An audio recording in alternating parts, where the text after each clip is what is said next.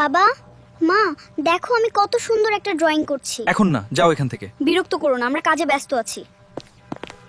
বাবা, দেখো দেখো কত সুন্দর একটা পাতা। তুমি সবসময় এমন দুষ্টামি করো কেন? সোজা হাঁটতে থাকো, বিরক্ত করবা না।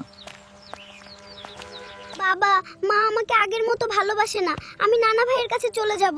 আমি আর বাবা মায়ের কাছে থাকবো না, কারণ নানা ভাই আমাকে অনেক বেশি ভালোবাসে। নানা ভাই, তুমি কত ভালো, আমাকে কতই না ভালোবাসো, আর বাবা মা আমাকে একটুও ভালোবাসে না। তোমার কাছে আমি সারা জীবন থাকবো। শোনো, আমরা আমাদের ছেলেকে এভাবে অবহেলা করা ঠিক হয়নি।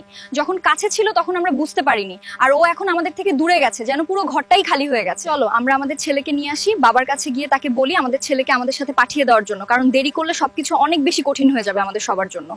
তোমরা কেন এসছো এখানে? তোমরা আমার নাতিকে অবহেলা করো, তাকে ভালোবাসো না। যাই হোক, যেহেতু তোমরা নিজেদের ভুল বুঝতে পেরেছো, ওকে নিয়ে যাও আর ওর খেয়াল রেখো সব সময়। শুনুন, আপনাদের সবাইকে উদ্দেশ্য করে বলছি, নিজের সন্তানের দিকে খেয়াল রাখুন, তাদের ভালোবাসুন, অবহেলা করবেন না। মনে রাখবেন, অবহেলা করলে তারা খারাপ পথে চলে যেতে পারে। সবাই ভালো থাকবেন।